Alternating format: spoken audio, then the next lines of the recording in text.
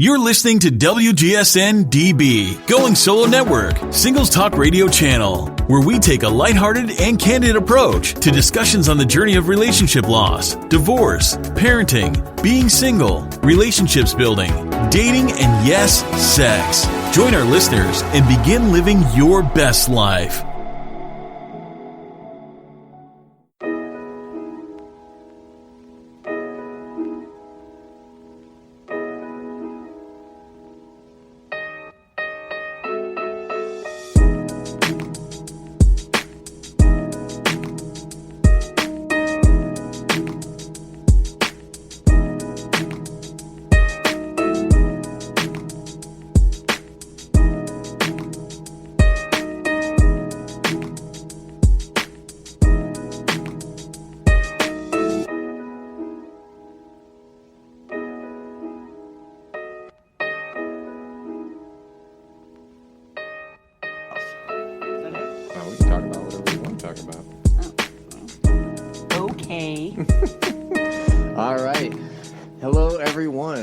To Hip and Humble. I'm Aram. I'm Mom. And I'm hip and I'm humble. You know, well, she likes to think so, anyway.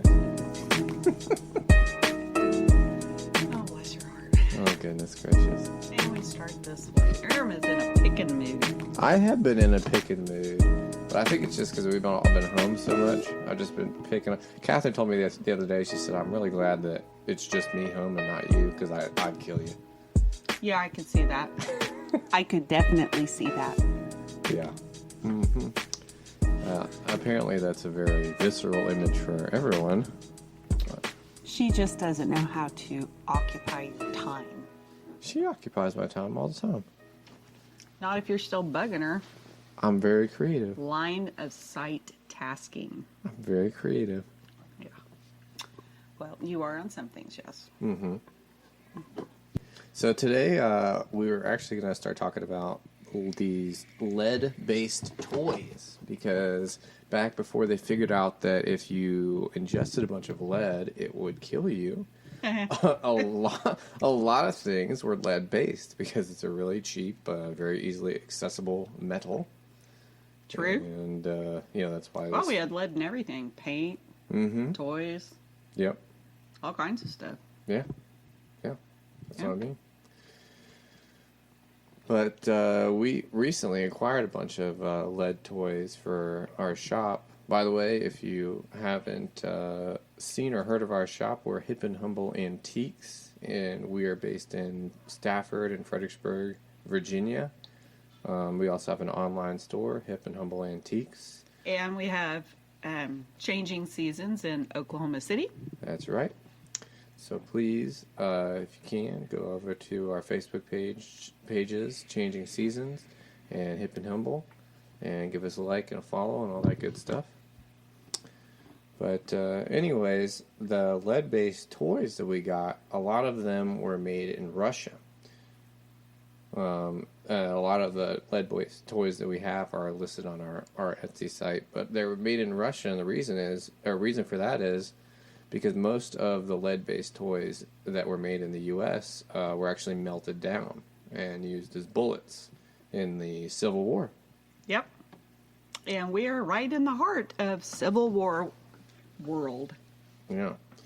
That's why if you ever find an actual American-made lead toy, those are rare. They're very, very rare. Very rare. Very much so. But they're pretty neat. So the little soldiers that we have, we've got a bunch of them. And they're from all over different countries. And they're dressed in their native garb. And they're really pretty cool. Oh, I like definitely. them. Half the stuff that we get, I really have a hard time letting go of. Yeah. Well, I have to hold it and love on it a little bit. And then I go, okay, fine, I'll put it in the shop.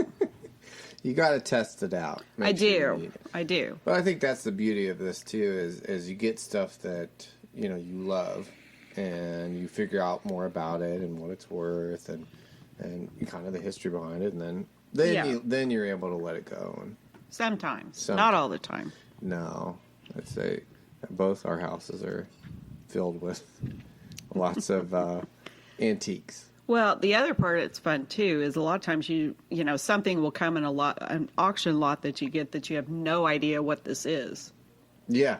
And that's a lot of fun going, okay, what is this? Oh yeah. Well, for me that's like I would say about 70% of what we get. I'm like, oh well, not that, unless it's something I can tell, what it is based off the look. But even then, I still have to look up, who made it and. Yeah. But like I have that set of Asian silk spools downstairs. And it took forever to figure out even what it is because they look like plant stands, like little tripod plant stands. Oh, that's right. But I was like, okay, why would you put all of these, plant stands on this long pole and group them all together? That doesn't make any sense at all because who would do that? I thought it was like a toy for kids. Yeah. Well, yeah, I guess. Because like build blocks where you stack them. Oh yeah, and stuff like that. That'd have been a good guess. That was one of my guesses. So I finally texted my girlfriend's daughter, who has that little app on her phone where you take a picture and then the internet finds it for you. And so she found it for me. And I was like, well, look at that. I need that app. Yeah, I need that app. That would be nice.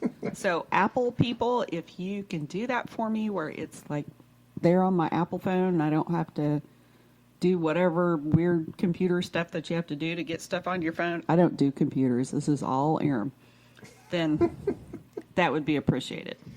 No, you do not do computers. Nobody does computers. I don't. Well, you do. You know how to do all that. I know how to use them, yeah. Yeah. Well, I don't do that. I have too many other things to do. I have all the other knowledge in my head. I don't need to add that to it. Mm-hmm. That's why I had you. That makes sense, I guess. Yeah. Yeah. I don't know. I was talking to Kathy about that the other day. I guess getting older. It's like, what at one point do you decide that you are like not interested in learning that kind of stuff? I would say somewhere around 40. Okay. Well, because you're stuck in the, I don't like the idea, and I don't like being stuck in a room with a computer. There's a lot of other stuff in the world I'd rather be doing, and, the computer just sucks so much time. And it's like your dad will sit there and, he was doing the other day, he was trying to make a grocery list. So he's like, hey, Siri, please add potatoes to my giant food order. And Siri could not get it right to save her life. But yet I went in there and got a pencil and a piece of paper and I wrote out the entire list while he was still arguing with his telephone about putting this on his list. Yeah, I will say there's definitely a disconnect with technology. And at least as far as transferring the data from your head into the phone. Or your mouth, either one, yeah. Yeah. Elon Musk, the guy that he owns Tesla, and they do a lot of he runs the SpaceX program and all that good stuff. Okay. Yeah. Yeah, okay, just so y'all know, I'm not a movie star name person or music name person. I just figure they're there to entertain me. I don't really need to know who they are. And Elon Musk, I mean, if he makes a car, that's great, but, I have a Jeep. Okay. Anyway, he would be considered one of the most innovative minds of our culture at the time. But well, that's good. Okay. But anyways, he made or he's developing a little chip to put in your head. Nope. Yep. So that there doesn't have to be any translation of your what you're thinking to your phone or whatever. No chips, no tags, no nothing. I came into this world without any of those things, and I'm going out with none of those things. Yeah, I think that's probably a good idea. Yeah, I think so. Anytime you introduce any kind of foreign object to your body, it's going to be a problem. Yeah, I mean, to a degree. I mean, you have piercings and things like that, like ear. That's not in your body. That's a hole through your body. I mean, but I will say, even with ear piercings, I had to have mine pierced like twice because they kept getting so infected and they grow up, and it was still a problem. So not everybody has that reaction, but I don't like the idea of putting anything in my body. Yeah. I guess it's probably why you don't have a tongue ring. Apparently tongue rings, they don't actually ever close. Yeah, I know. I brought home the pamphlet. I don't remember reading the pamphlet. I remember reading it to you, and you were gagging. And you probably put it out of your head. Yeah, I probably blacked that out. Yeah, it was gross. Yeah. Yeah, because they don't ever, fully heal. So you always have, the risk of infection all the time. Mm-hmm. I figure I got enough problems. I don't need to, actually have something that could possibly be infected at any moment. I do a pretty good job, hurting myself just normal, day to day. Reminds me of the Malcolm in the Middle episode, whenever Malcolm gets his tongue pierced. And he hides it from Lois, his mom. And... or at least he tries to half the day, and then his mom, or his mom's mom, his grandma, is getting married to this man who was rich, and basically she found him on a cruise, and she'd been drugging him the whole time, giving him opium or stuff, so that basically he'd just been following her around, and she'd just been drugging him, and to the point where she was going to marry him, and then she was going to stop giving the drugs and then take all his money. And, there you go. Yeah, and then, Lois found out about it, and so she was going to stop it until she put pills in everybody's food. So everybody at the wedding was just sitting there high out of their mind on pills. And Malcolm looked at his mom and goes, his tongue was swollen to the point where he couldn't talk anymore. And he says, "Yep, I got my tongue pierced." That's gross. And then while she's sitting there, she's like, "I'm going to rip it out of your mouth as soon as we get home." Yep, I can see that. Oh, yeah. Nope. No, I don't know. I don't see the appeal. One of my good friends had one. He really liked it, but he just sat there and played with it in his mouth all day. So it was more of like an oral fixation thing. Yeah, I guess so. Yeah, I don't know. I think there's just a lot of stuff that we do and watch and whatever that I guess all of it's unnecessary. Oh, to a degree, yeah. Yeah. So, I don't know. I mean, I'm just as bad. I don't really watch TV all day, but I have something on all day because I'm usually here by myself, so I like the noise, but I'm not necessarily actually watching it. But I do like doing other things.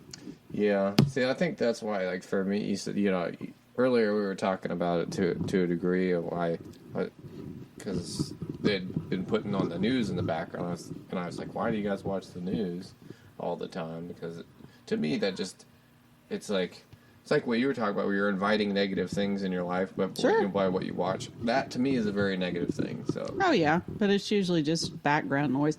Or what happens is that in the morning we turn the news on because I want to know what the weather's going to be all day long. Mm-hmm. And then I get busy and I forget it's even on. So I think today the TV actually was off pretty much all day. So I was down in the basement, but I was watching The Mentalist. I wasn't really watching it. I had it on while I was working, but... Yeah. And the big difference, too, and what I was going to say is, I think for me, the reason I'll put on music and stuff like that is if I'm not watching TV, I don't want a TV show on because I'll hyper focus on it. Because whenever I watch a TV show or watch a movie, I'll watch it. Yeah, see, I don't ever do that. Yeah, you never do. Never do that. Catherine never does that either. Yeah, that's what, unless we actually go to a movie theater. Yeah, if I'm forced to go to a movie theater, then I will. But of course, nobody's been to the movies in a while. But the movie theater by our house, they want to check all your bags, and I feel like before I even get to my seat, I've just been molested of some sort. Because I'm like, okay, do a strip search so I can just watch this movie. Right. So I'm like, okay, I can either do that or I can wait a week or two and I'll watch it in the comfort of my own home, where I can do something else besides just sit here. Yeah, where you won't watch it. Well, I watch it, but I'm doing some kind of handwork or something. Yeah. Embroidery or whatever. Yeah. Well, I don't know. I think that to me, it's like if I'm gonna be entertained by it, I'd like to actually watch it. Yeah. Well, and that's just because 90% of what's on there I'm not actually entertained by. Yeah. Well, So- I think maybe part of it is you're not letting yourself be entertained by it. And I don't really see that as a bad thing. Maybe not, but that could be the reason why. Yeah, I guess, but no, I'm good. Yeah, fair enough. I'm good. So, I was trying to think. There was something I heard a long time ago about entertainment. I have to look it up again, but it was something about when you broke down the word, got to the etiology of the word, that basically, I think it was entertainment, that basically it was just kind of like a brain suck activity. You know, that it had, you know, what would be absolutely. a brain suck activity. Well, watching movies, instead of being creative, Mm-hmm. you're giving over whatever creative, you know, thoughts that you might have to entertainment or any kind of activity where it's for, you know, Candy Crush, where you could be using your mind for more creative, your own creative things, or making things or whatever. Yeah, I don't. But know you're about just that. giving up time. I don't know that, but because you're talking about watching a movie or reading a book, they're two different Well, forms. those are two different things, but Those are two different forms of media where you're intaking information. yeah, but 90% of people are sitting on their phone playing Candy Crush or Frog Game or whatever. I mean, they're not exactly brain teasing things. Well, I think that goes back to the difference what I was talking about. Whereas, you know, if you watch the movie versus if you're not, you know, doing something else during the movie, then you're not actually taking in all the information. Yeah. Well, a lot of times the movies, you don't really need to take in a lot of the information because they're not exactly challenging. Right, because they have a visual Right. presence, so it's easier. You know, to I had follow a the story. drama teacher in high school, and she said, which I always think of this, or I do quite frequently, that if it is a good film, a good play, anything like that, you don't actually have to watch it. It will be good listening to it. If it is good enough, and the dialogue is good enough, and everything is on par, that you really don't visually have to see it. The visual just adds to what you hear. Yeah, I guess I could agree with that to a point, but for me, if you're going to, there's so many other things that go into making a movie as far as the visual aspect of it. I mean, you have the lighting, you have the costume, there's so many other elements that are in a scene that Sure. that make the scene so much. Yeah, you're kind of getting a define full the scene. thing, but I mean, that's kind of a full effect, but Yeah, I mean, It's there's plenty of scenes in movies where you're not even looking at the characters. You're looking at the landscape or the scenery, or you're looking at a scenario, or there's no dialogue at all, but you're hearing a score maybe, or you're hearing right. the ambiance of whatever setting that they're in. But it adds to the character of the story because it gives you a more full picture of what you're experiencing. Right. What experiencing would be the right word. Sure, but it's, that adds to the experience. But I think you still go back to, you've got to have a good story. Well, And it's got to be a absolutely. good story before you add all the other stuff. If you get a screenplay, it's got to be pretty darn good before I'm going to put in money to make scenery. No, I completely agree. I think that the writing is what drives it, is what drives the movie, is what drives the play. I think that the way the dialogue is written and the way that the screenwriter or the playwright writes the background really defines and sets in motion what the play Right. or movie could be. But I think that Here's what I was thinking. I looked it up. Mm-hmm. Entertainment or amusement. Mm-hmm. In the origin is French and English for amusement, which is the diversion of attention. I see. So that was more what I was getting at, is that A lot of it is a diversion of attention. So, Yeah, or you could even say manipulation of attention. you could say that. I think that's accurate. Yeah, you could. Yeah, and what's and my And point eventually, if you do too much of that, you've kind of lost something. Well, I think watching movies, reading books, reading fictional books, things like that. Those are all forms of escapism. Sure. Absolutely, because you're taking in that information in that way, and finding things in those settings to relate to. Yeah. To get away from where you are at that moment. Well, if you find something to relate to, or are you letting them tell you what you relate to? Well, I think that's the difference between a cognizant or a passive watcher. Sure. Yeah. Could be. Yeah. But we got way off topic from Aram lead does toys. stuff. I'm a master manipulator. That's what I am. Yeah. Oh. No, Anyway, our little lead toys, I really like them. I think they're unique, they're different. They're great collectors. Oh, so yeah. I've seen scenes because Yeah. a lot of the collectors they make up these battle scenes with these. What are lead those toys. called? Is that a diorama? Is that what that is? You can call it that, yeah. A I diorama. didn't know if there's another name for that. But a diorama is a specific type of scene. Well, and that's what they do. A lot of them will do specific battles. Yeah. Battle of this, that, and the other, and they'll just set it up just for that battle. Mm-hmm. I looked up a news article on the lead toys, actually, and I wanted to read part of it because I thought it was really interesting. It says, for as long as it's by warwickandwarwick.com, the title is A Complete Guide to Vintage Toy Soldiers. And for as long as there have been wars, children have loved to play with toy soldiers. The appeal of small military figures soared to the late 19th century, but they've even been found in the tombs of ancient pharaohs, which I found interesting. Nowadays, they're far more than just a bit of childhood fun. For many collectors, they're a serious investment that could be worth thousands. Yeah, that's kind of what we're talking about. But Sure. What I found interesting is the oldest, or some of the oldest ones that they found in Egyptian tombs dating back to 2500 BC. I think people are always going to be fascinated with war and protection. I guess you're fascinated with it for different reasons. I mean, for me, I look at my husband and other, soldiers and stuff that I know, and they go there to protect this country.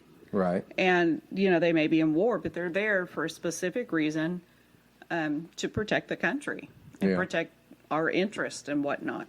And for me, I mean, growing up with brothers, I mean, we played cowboys and Indians. We shoot each other with Nerf guns. I think it's almost, I wouldn't say, it's almost primal in a way. Sure, I think the way that we as boys would experience that or feel, it's almost a need, a visceral want to experience like that conflict.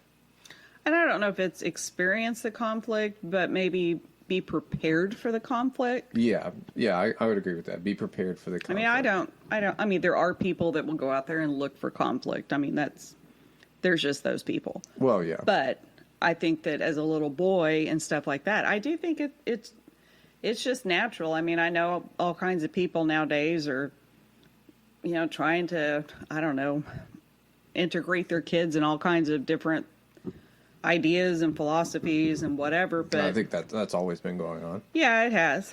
But in the end, if you set a boy in a room with all kinds of toys, I guarantee you one of them's going to be made into a gun. That's very true. I teach kindergartners every Wednesday with our church with Royal Rangers. Royal Rangers is kind of like the Boy Scouts, but it's based out of the Assemblies of God Church, and it's been a wonderful program for my brothers and I and our father. It's been such a consistent good thing in all of our lives. It really has.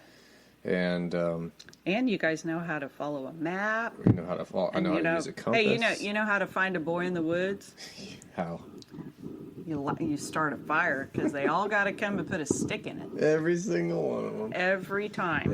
So if you ever lose a boy in the woods, just start a fire, and they'll come running with a stick to put in it. Yeah, eventually they will come and put a stick in the fire.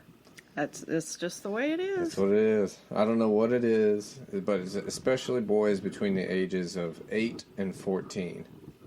It was something about that demographic. They have to stick any type of stick they find in the fire and take it out of the fire and put it as close to their face without burning themselves as they possibly can. Yeah. I even when I was little, I would always kick the sticks out of people's hands because it bothered me so much. Because I had seen 2 kids, forget that it's on fire, or because the stick will go out, but it's still burnt. It's still hot. It's still hot, and they just rested on their shoulder, and then 3rd degree burn. Okay, Shocker. that's crazy that happened. Yeah, well, it generally only happens to them once or 3 or 4 times, and then they figure it out. Yeah, that's true. Usually only once or a couple. Yeah. No, but on Wednesdays I teach the little ones. I teach kindergartners through 2nd graders, and they are about a hoot and a half. Yeah, they are. I said some of the things they say just kill me. There's we have this one little boy, and we take him out to play out in the yard because they just have too much energy. So we just let them run for about half an hour, and after we get back, they all line up to get a drink of water. And this one little kid was about halfway through the line, and he gets it where he's right behind the guy in front of him getting water, and he goes 1, 2, 3, save some for me, and I was like. I had to turn away. I was going to laugh so hard. But with those kids, we give them Legos in the beginning of the class, because the lesson starts at around like 7:15, but the parents will drop the kids off anywhere from 6:45 on. Yeah. And so, while we're still getting kids in the classroom, we let them sit up at the front of the classroom and play with Legos. And without fail, every single day, every single one of them boys goes in there, and the first thing they make is a gun, or they will make a spaceship with guns. It will always have a defense. Always have a defense. Every single time, without fail. Every single one of them will have a defense. Or they'll make something really fast, like a car or a motorcycle. Say it's a motorcycle or a dragon. Yeah. Just something that has a Well, dragons are awesome because not only are they fast and cool, they also have built-in defense. That's the thing. There's always an attack feature in anything they build. Yeah, that's true. Very true. Boys are very aggressive. Mm-hmm. They're always ready to defend their honor of. Whatever. And you know what? I like that. Yeah.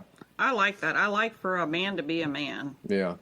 I know a lot. It's not popular right now and stuff, but I do. It's like, you know what? Mm-hmm. Be a man and let me be a girl. Yeah. What's funny too is not abuse me or run over or some right. 1950s. I'm going to get your slippers, but treat me like a lady. Yeah.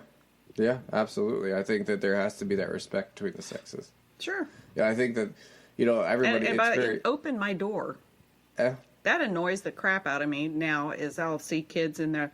They don't open the door. They don't get up on the metro when an older people come in. They'll just keep sitting there, and I'm like, get your butt out of the chair. Well, I think that's a level of respect that I think is just lost in a lot of cities.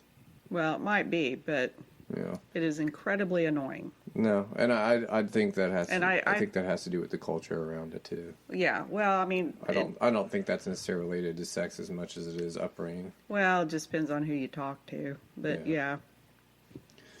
But what I was saying about the boys, it's funny. Even the most timid, the shyest boys, that are really, I would say, even effeminate, because a lot of little boys are very effeminate. Yeah, there's a lot of men are. A lot of men and a lot of little boys are very effeminate. Yeah. But even then, they still have that instinct to protect, or and they'll still make the guns or make the spaceships or dragons. Well, it's like your dad had a cousin. He's passed now, but your dad had told me all these stories about his cousin and how his cousin would scare the crap out of him when they were kids, and they grew up way out in the country. Way out in the country. So they go out to the cattle troughs, and he'd tell them, "Oh, there's devil dogs out here," and then, they'd make noises. I mean, and just your poor dad was just, scared out of his mind all the time. So in my head, I had pictured, and my husband's not a small man. He's a large boy. He's about 6'4" and 218 fighting weight. And so I'm just, I'm thinking that his cousin Jeff's, about the same size. I'd never met him. And then I met Jeff, and Jeff is very effeminate. And so and after talking with him and kind of getting to know him a little bit, even though, and he knew he was effeminate, but he was smart. Yeah. So he still got it, he could still get one over on no matter how big or small they were. He held his own. Yeah. I think that's the quintessential desire of, at least that's my desire, is always to be one step ahead. I think that's why movies like the Bourne series or Sherlock Holmes or that kind of genre of movie, I think they're so appealing to a lot of people, is because especially the male demographic, because that's I think at least for me personally, that's a huge desire, to be that one step ahead. Sure. To be that calculated. Sure. And Netflix, Hulu, and all you people, if you could put the Bourne Identity, like all of them on there, that'd be really great. And Amazon people. You have all of them. I know, but can't watch them on my iPad. I have to watch them on a TV with a, whatever that thing's called, CD thingy. A DVD? Yeah. Those have been around for... I know, but I forgot the word. 30 years. Yeah, but I have to be, you have to be like chained to the TV. So if I want to go downstairs and work, can't work because I got to be right up here watching the thing. You have the DVDs, means you can download them, and then you can send the file to your... I don't know how to do that, but you do? Yeah, I know how to do. Oh, guess what Aram's doing later? Woohoo! Oh, yep, got tasks. Oh, but also with Amazon people, quit doing the thing with Bewitched where I get to watch all of it for free with the stupid commercials, and then all of a sudden that's it. Now I got to pay $1.99 per episode to finish watching, and I'm like, are you kidding? Because there was like 6 more seasons left, and I'm like, $1.99 times 32 episodes per season. No please. Thanks. No thanks. Or you can buy a season for like $40. Yeah, I'm not doing that either. Yeah, exactly. No, I already pay for your app. Yeah, give me my show. Yeah. It's the same with Hulu and with Netflix. Netflix and Hulu, you pay for everything on there. Right. Yeah, that's the one thing. Like I guess I can understand that they don't have some of the newer movies streaming, like the really really new movies, because Amazon Prime will have really really new movies on there. Yeah. You can rent or buy those. Well, and that's it. But if you go on if your thing on there's like Bewitched, great show, Bewitched, free with commercials. Okay. You don't say free with commercials for only the first 3 seasons and then you're screwed after that. Yeah, no, I agree. I feel like that's dirty in a way. Amazon, you really let me down. Let me down. Yeah. Catherine and I have been watching Animal Kingdom, and they do that with Animal Kingdom. It's a TNT show. I know Animal Kingdom. I grew up with Animal Kingdom. Animal Kingdom came on Sunday afternoons. Not that Animal Kingdom. My dad would sit there and watch Animal Kingdom. It's not that Animal Kingdom. Most boring show ever. It's not that. It's about a kid who basically his mom is a junkie. In the first episode, she dies, and he gets taken. Yeah, no, this isn't it. This is more the African elephant is now walking forward. Please look at the trunk. It's going northward.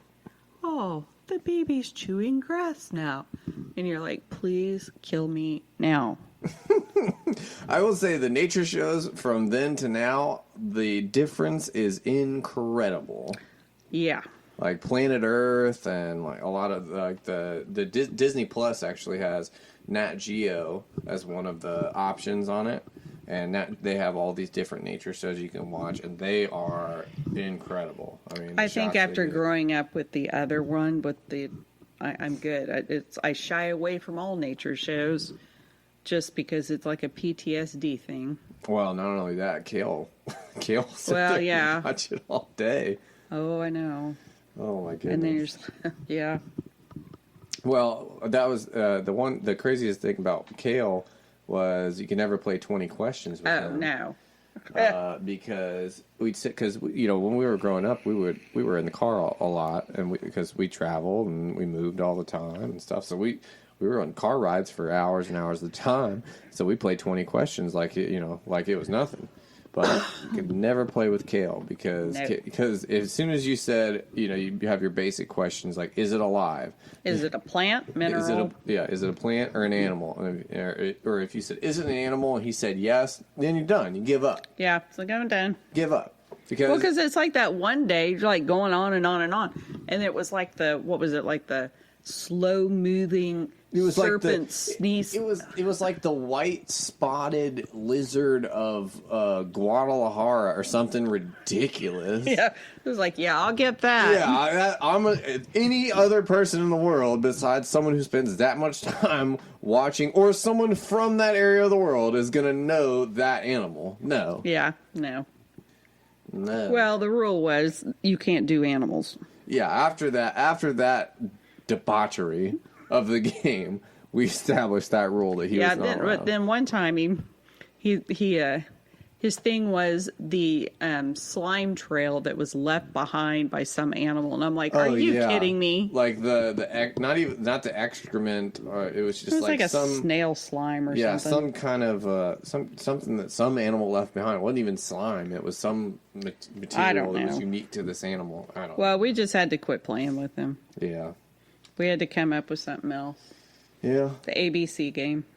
And Kale was very timid as a little one, but even Kale, super into guns and anything to do with. Got a big knife collection. Yeah, even now he's got war hammers and all that stuff, and I think that just, like I said, I think it's kind of a primal thing. I don't want to. Well, I would agree. I think there are differences between the sexes. Besides the obvious. Yeah, besides the obvious. But I think, obviously that's very taboo and I know. Not politically correct to say now. I know. But I think that, I don't think that it's wrong to acknowledge. I don't think it's wrong to acknowledge, but I think as far as all the taboo or whatever is, in the end, it's you got a boy and you got a girl. And then however you define yourself or see yourself or whatever, that's fine for you, but just don't force that on me. Yeah, I think, that's the biggest thing. And if I look at you and I go, wow, that's a boy, and you're identifying as a girl, well, you don't get mad at me because you look like a boy.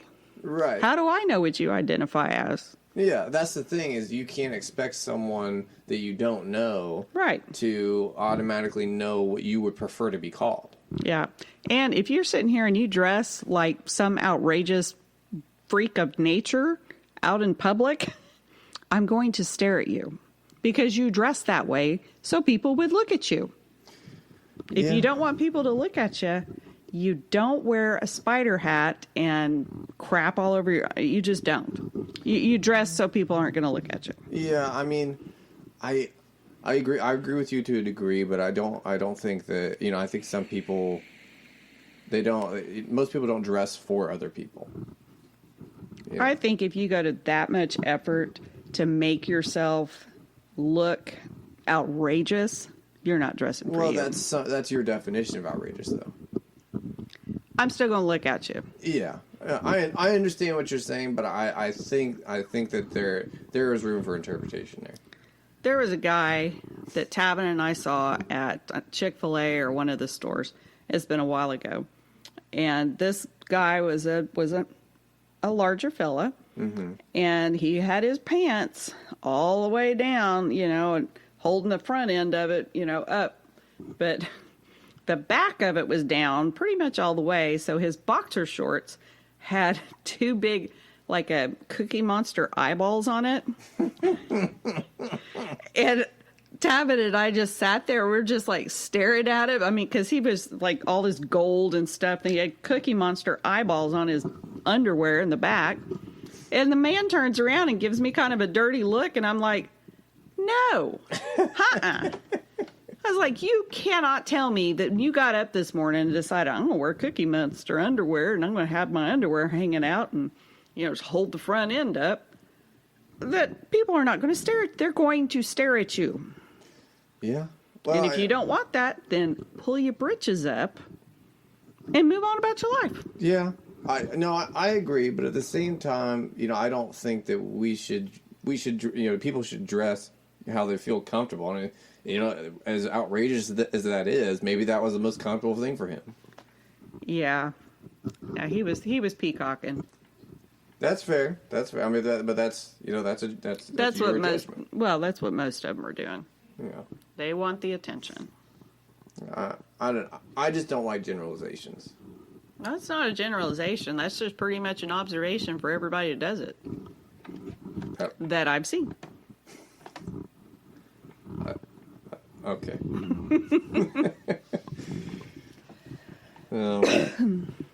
But back to what we were talking about with the little ones and the toys. I always think that it's interesting seeing the different toys that have been made throughout the years. Oh yeah. But specifically, pertaining to the toy soldiers and things like that, because it, like we were saying, read from the article, but back in Egyptian times, they were always making toys that were, related to war in a way. Well, they also make toys that identify with your life. How do you mean? The life around you. Well, like kitchen. Yeah. They have little toy kitchens.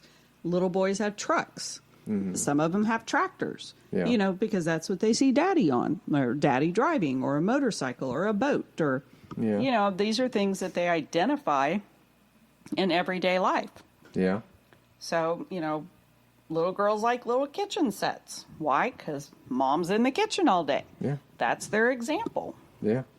That's what they like. Yeah. And or they like what their dad likes, or whatever. What their other siblings like. Or you guys had a little tool bench. We also had a construction site. You had a construction site. And Kale ripped his eye open on it.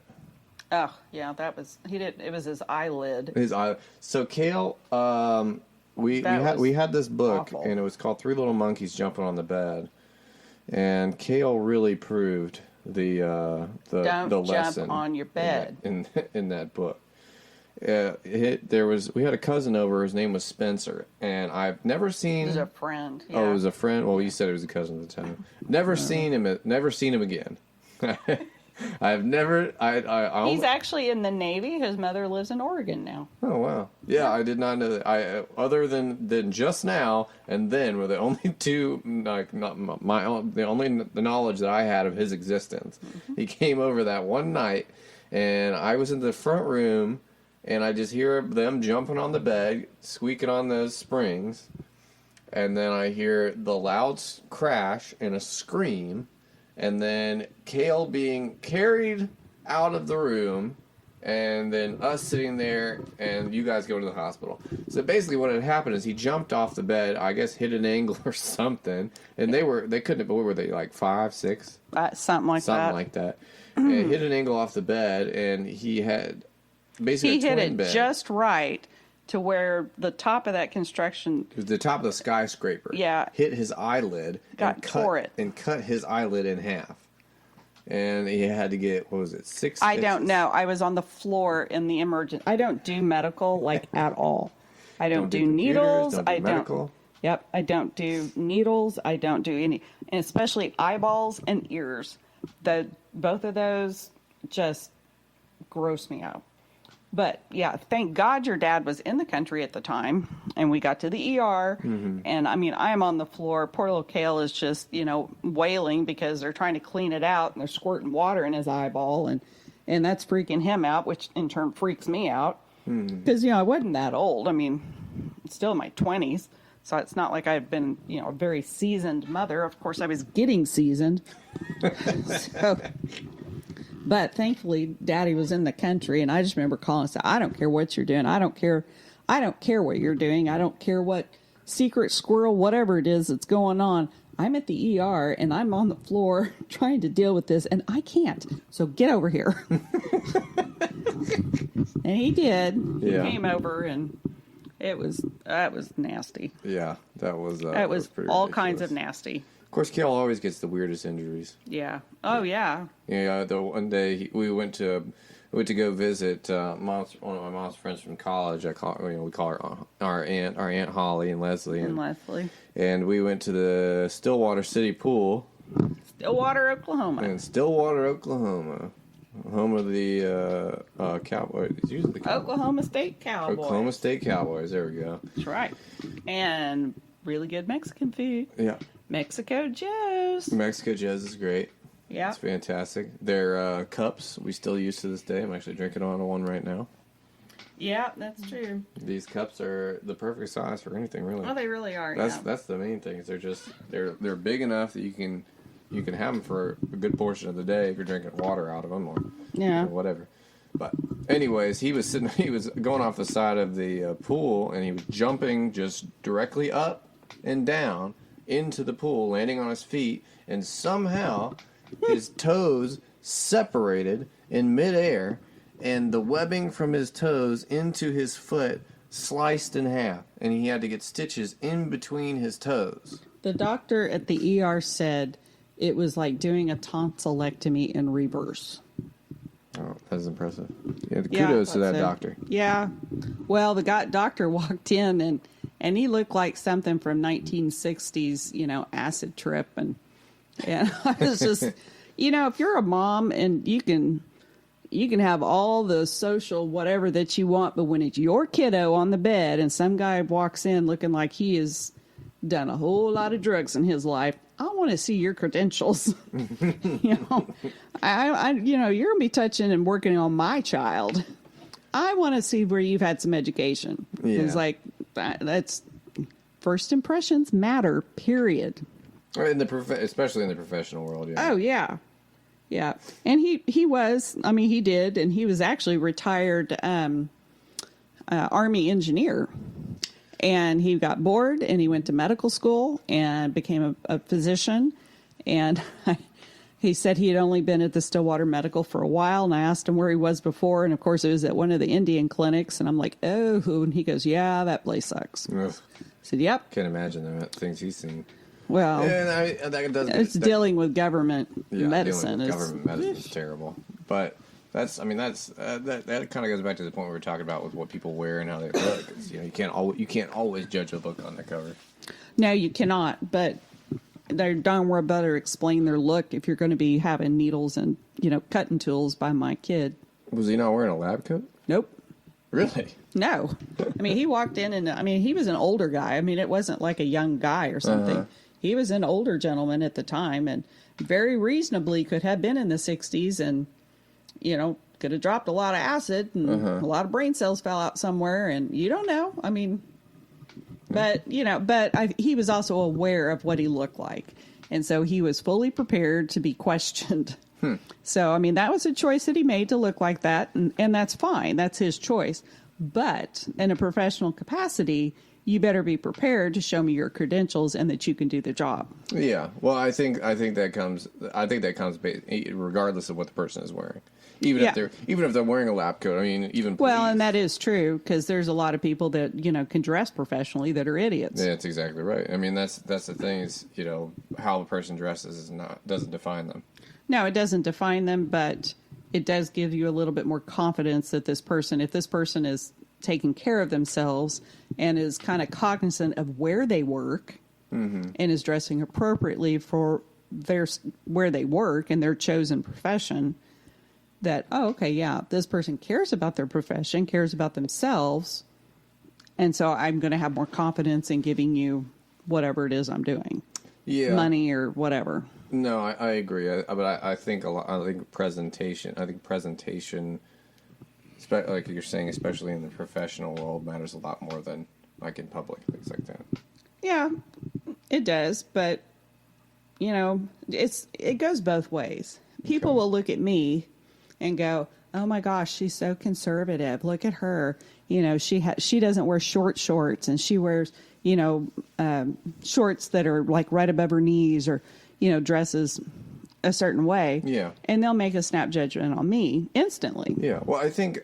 So, I mean, it goes both ways. That people make snap judgments based on what they see, regardless of who they are and what they believe. Sure. I absolutely agree. I absolutely think that's the case.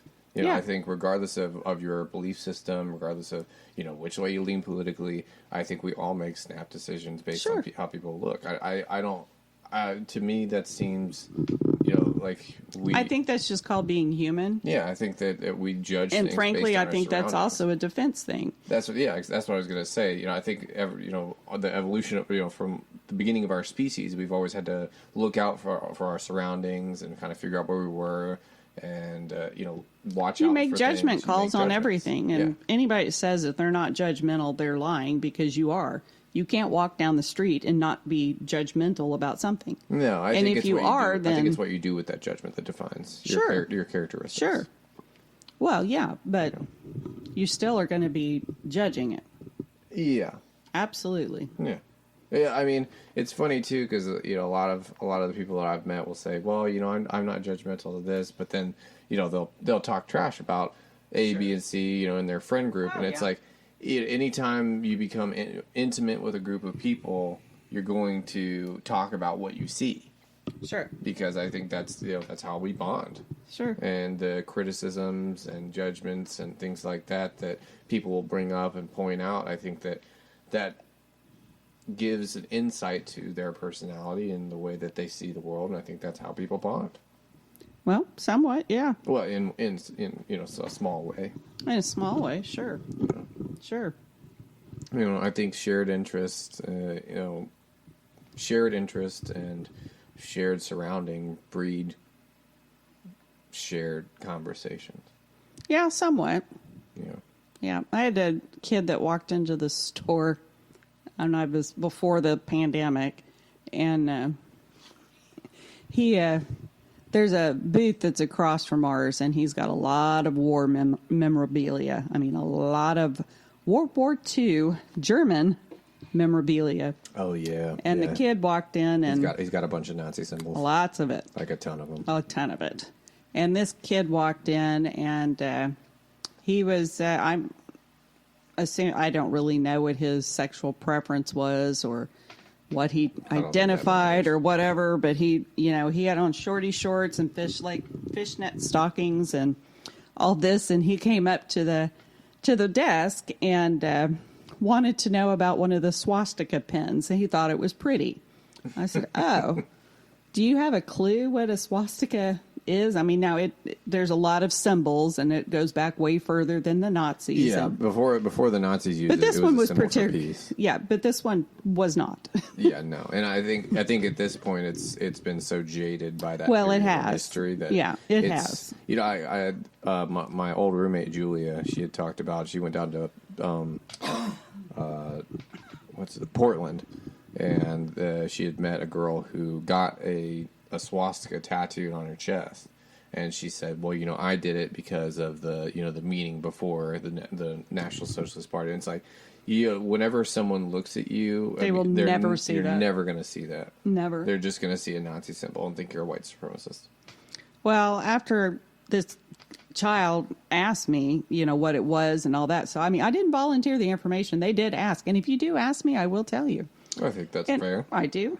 And after I gave him a little history lesson on the Nazis and the war and whatnot, and I didn't mean to lose a sale for that person across the hall from me, but he decided that was not for him.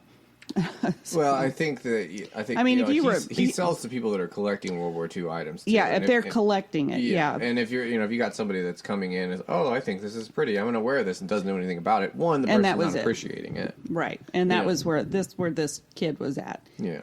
He just thought it'd be a really cool pin to wear, and I'm like, no. Yeah. I mean, from a collector, from a business perspective, though, from a business perspective, I don't care. Yeah, you can buy it and wear it. Fart on it, I don't care. Yeah. But he did ask the history. So if he hadn't asked the history, I wouldn't have said a word to him and been like, okie dokie. But yeah. Yeah. But yeah, there's a lot of collectors that come in and buy, and a lot of it is really interesting. I mean, it is very interesting. Oh yeah. Well, the way that they set up, even the way that they set up their uniforms versus, I think the way that that countries set up their military uniforms versus the way that between countries, how the different countries set up their military uniforms is very interesting. Yeah. Well, the Scottish tattoo that we went to, and they that have. was fantastic. If you guys have been to Edinburgh for the tattoo, really should do that. In Scotland, in Edinburgh, in the castle. In the castle. It is beautiful. But it really, you see so many different military groups from all over the world that come in. We saw Jordan. Well, we were sitting right down the, right there in the a couple booths away. Over, was the King and Queen of Jordan. Yep. So that's why we all got the little Jordan flags. That's right. Because they, I guess, handed those out. But you got to see all of those different uniforms, and they are really interesting. Yeah. Very interesting to see. Yeah. And it's interesting, and that's a whole nother world of collection right there, because that uniforms change through the years. And, a lot of people do collect uniforms, and they collect the memorabilia that goes with those uniforms. Mm-hmm. And you can, see a progression of not only, how war has changed. Because as war changes, so does what you wear. Absolutely. And that could even be tied back into the toy soldiers. Oh, yeah. I mean, the toy soldiers that we have soldiers that, we have literally cowboys and Indians. Yeah. We have the Indians, or they're called the Braves, and or some of them are even labeled savages, which I find crazy. Even back when they were being made, after all of the frontier battles were done, they were still calling them savages. Well, yeah. I mean, it was a way to control a population, and they were being forced to assimilate. Yeah. So, because they were not immigrants, and immigrants naturally assimilated because they didn't forget they were Swedish or whatever country, German or whatever, but they wanted to belong to this country. So they learned English and they learned how to assimilate. But Native Americans did not. Well, no, I was reading a book that Dad had actually given me called Tribal. I gave it back to him. I wanted to say the author's name, but the book's called Tribal, and it was written by a Navy SEAL, and it was his perspective on why soldiers now have more PTSD, and how a lot of the mental conditions or illnesses that people are experiencing after war have come in such an excess. And he compared the Native American tribes and their culture to American culture, and said back whenever the Native Americans were fighting for their territories, they would capture people from the colonies, and those people wouldn't want to go back to the colonies. Mm-hmm. The colonists would come in and they'd win a battle or whatever and take the prisoners back, and said, every single one of the prisoners that they would take back into the colonies would try to run back and find the tribes. Oh, yeah. Because their way of life was so much better, and it was more cohesive. Yeah, because as a tribe, they said as far as like carnal pleasures, there was nothing that they didn't do. Like everything worked. They all worked together. They all worked for each other and with each other. Well, it's a completely different mentality than what we have, today. Absolutely. I mean, there were no sexually transmitted diseases before the colonists came. Yep. There were no birth defects. Yep. I mean, as far as like Down syndrome or, anything like that. They had syphilis, none of that.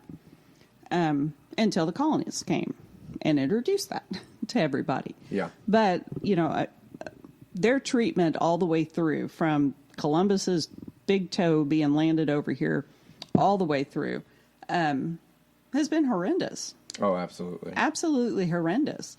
I mean, it's if you went into a family today and took that child out of the family home and put it in a boarding school 200 miles from your home, we wouldn't stand for that. Oh, no. But this was common practice. Yep. the soldiers would come in, take these kids out, and they would, quote unquote, educate them until those kids believed whatever they were being told. Yeah, I mean, education, talking about brainwashing and indoctrination that we have in universities today, like they were doing it from birth. Well, and they still are. Yeah. They still are. I think that's why a lot of other countries' education is so much higher than ours, because they don't try to indoctrinate them in anything. They're actually teaching them math and English or their language, or they teach that. They don't teach all the extra stuff. Well, they don't teach subjective truth. They do not. They don't teach subjective truths at all. I think that's an important part of education, is being able to distinguish a subjective truth from a fact. From a fact, yeah. But when you're only given subjective truths, how do you know? That's very true. So I think there's no measure. But that's the other thing is with the tribes, it was a unity thing. There was a common unity. And it's very easy to see that in a tribe because it's not a big population. Yeah.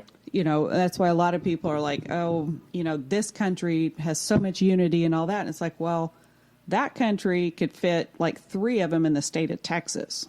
Yeah. So, when you're dealing with a small country like Sweden or Norway or, France or, any of the teeny countries over there. Yeah.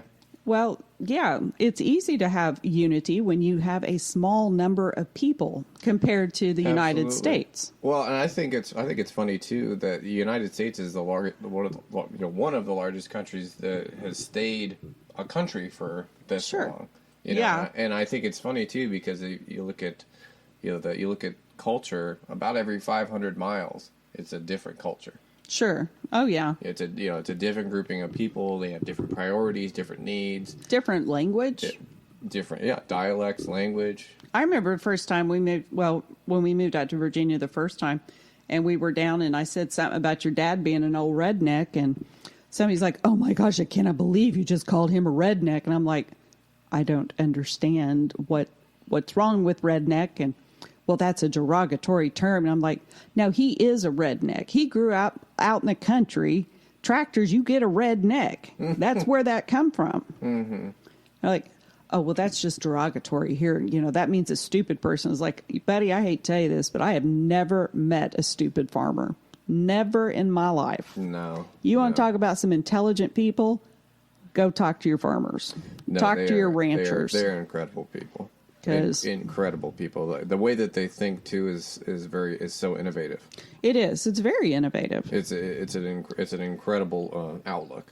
It is. I mean, it really is. Yeah. I mean, just what a lot of people have no clue what it takes to run a farm or a ranch or anything like that. I don't think anybody that hasn't worked on a farm would have any clue how to run. No, but I mean, you've got to know stuff all the way from weather to what kind of grain we're going to get and how much grain do we get and how's that soil content go. I mean, there's just tons of distribution, shipping lines. Well, equipment. that's besides having to keep that tractor or the combine going, or scheduling in the harvesters and those combines are huge and they are expensive. Yeah, I saw a comic or something one day, and it was like this city guy, and I don't know, he was like had one of the fancy cars like a Lamborghini or something, and dressed to the nines and all this, and he was like looking down on the kid in the tractor, and he's in his crappy overalls and boots and a hat, and he's just like, ugh,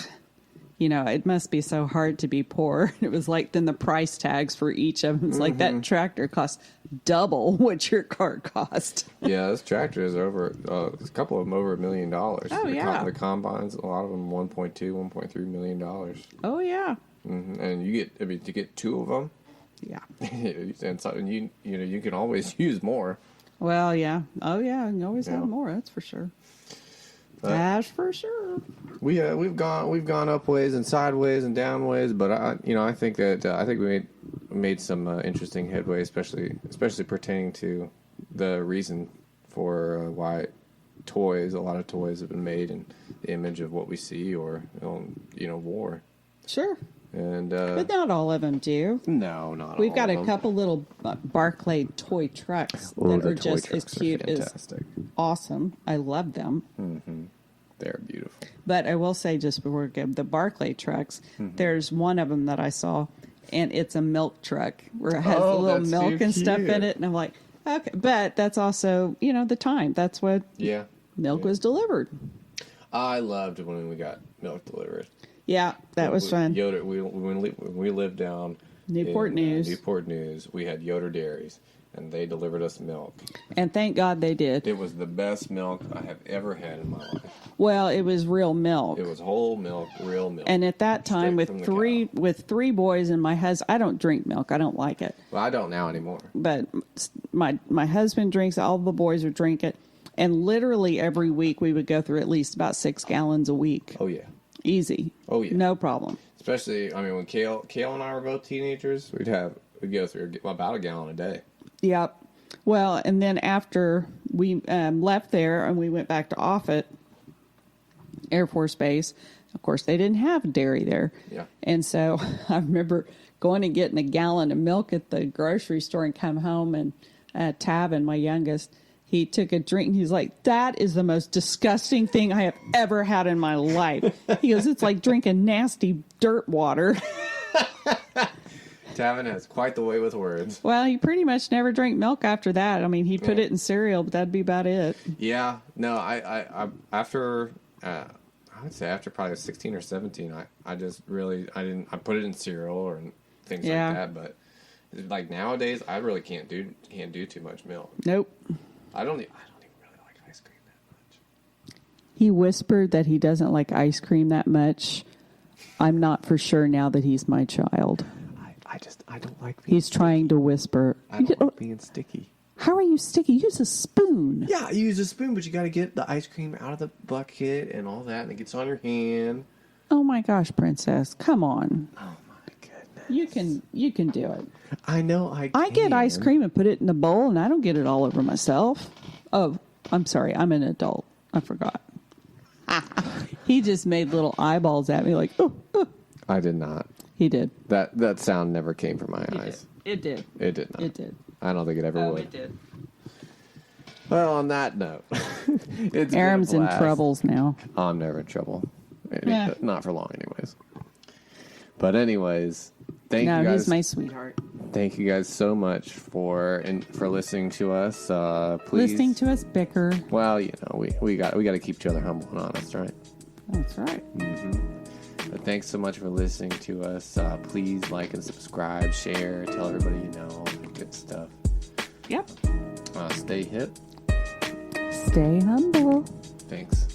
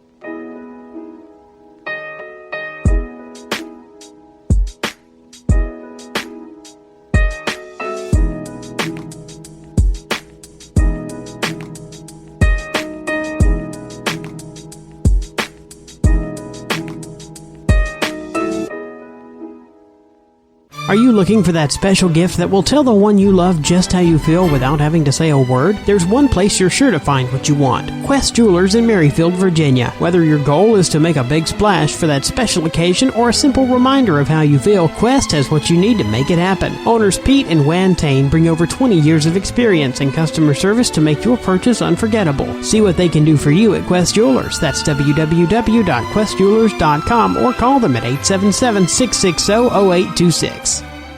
You're listening to WGSN-DB, Going Solo Network, Singles Talk Radio channel, where we take a lighthearted and candid approach to discussions on the journey of relationship loss, divorce, parenting, being single, relationships building, dating, and yes, sex. Join our listeners and begin living your best life.